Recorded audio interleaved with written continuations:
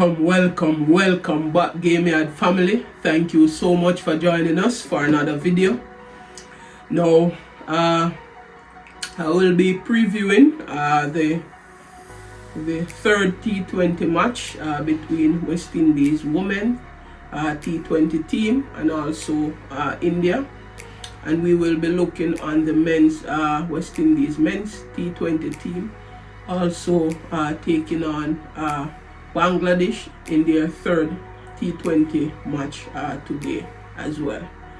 Now, the West Indies women's they will be playing this morning. The match will, scheduled to bowl off at 8:30 a.m. in Jamaica, and I think West Indies women's, they would have been brilliant in the last game that they would have played. The series currently would have been one apiece, so this third match will be the decider of the series. And West Indies, I believe, would be in high spirit this morning, having comprehensively beaten the Indian women's team by 9 wickets in the last game. And I think West Indies would have been brilliant in that game. They would have won the toss and elected to field, and they restrict the Indian team to 159 for 9. Smriti Mandana would have made 62 from 41 deliveries, right? But Deandra Dottin would have been brilliant, bowling for us in the power play. She would have taken 2 for 14 from her 4 overs. She was brilliant, in that game. She was electric in the field as well, taking 2 brilliant catches. And West Indies in reply, we would have made, we would have not even broken a sweat, to get that 159. We made 160 for 1, so we would have won that match by 9 wickets, thanks to some brilliant batting from Hayley Matthews. And then we'll find the boundary. Hayley Matthews. Slower through the air, and that is couple of 2 frontline bowlers. Beautiful. That is the end of the game. That's a convincing win from West Indies. It is as good as it gets for the West Indies. She would have led from the front. She would have been unbeaten on 85 from 47 deliveries, and Kiana Joseph would have been excellent at the top as well. Dragging it on, and it got the treatment it deserved. She started very aggressively and put pressure early on the Indian bowlers, right? Hayley Matthews would have started out very slowly, but she later started to impose herself on the game, and she would have been unbeaten on 85. She would have gotten some scores as well. I know she needed to score some runs, and she would have had the chance to score 29 from 26 deliveries. So all in all, it was a very good performance by the West Indies women's T20 team. Their power play was excellent. They would have made 65 without loss in their power play. So that's a contrast to the men's T20 team, right? Who would have, in their last match, they would have lost 4 wickets for 32 runs coming out of the power play. So I expect the West Indies women's team to continue that good form that they had in the second game. I hope that they will win this series.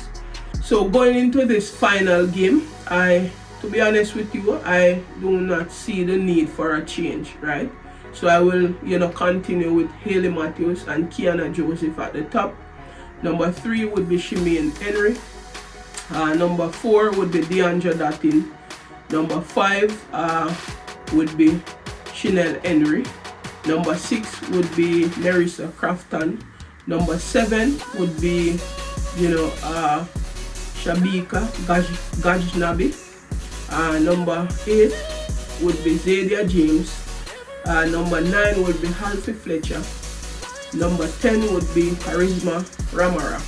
And number 11 would be Ashmini Munisar.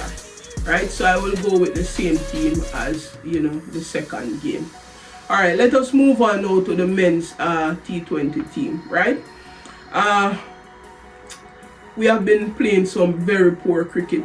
As I said in my last video, I think West Indies would have had, we have some fundamental issues, right? We need to improve in our power play, as it relates to batting, and I think we need some, our death bowling needs to be improved. Many times we would have had Bangladesh in these two games. We would have had Bangladesh on the back foot, right?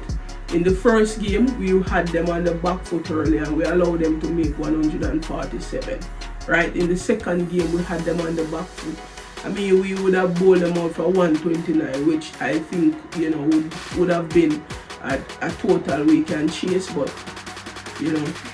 because of some poor batting by the West Indies team, we would have lost both games, right? But we need to improve in our death bowling. Our fielding need to improve. We need to improve in our batting all round, especially in the power play. We need to improve. We cannot be coming out of the power play losing 4 and 3 wickets, right? It just cripples the team, right? So we need to improve in those areas, right? As I said, our captain is too predictable. We know when the bowlers will come out. We have to have a level of unpredictability in T20, right? If the batsman can, right? In T20, if the batsman can, in their minds, predict what the opponents will do, then it's very difficult for a team to win in a T20 game. I'm telling you. Right, so our captain is too predictable. Where the bowlers bowl, it's predictable. Our batting lineup is predictable. The way we play in the power play is predictable. It's like everything you can predict, right? So we need to improve in our all-round game for this match. To be honest with you, we need to win this game. We cannot take a whitewash at home, right? And we cannot finish the year like this. Right, so we need a win this evening, and this game will bowled off in Jamaica at 7 p.m. Right, so I really do not have much to say as it relates to the men team. We just need to improve all around. To be honest with you, I'm not sure why we constantly play both Johnson Charles and Andre Fletcher. To be honest with you, I do not have anything against these two players, but Casey Carty, I'm not sure why we are not giving Casey Carty a chance. Casey Carty would have made 95 in the last ODI match, and I don't see why he cannot get a chance to play in this team. Right? As my lineup remains the same as I have been saying from the first game, right? I would have Brandon King at the top along with Johnson Charles. My number 3 would be Nicholas Puran. My number 4 would be Casey Carty, right? Number 4 would be Casey Carty. My number 5 would be Ravman Powell. My number 6 would be Ruston Chase. Number 7 would be Romario Shepherd. My number 8 would be Buda Kishmoti.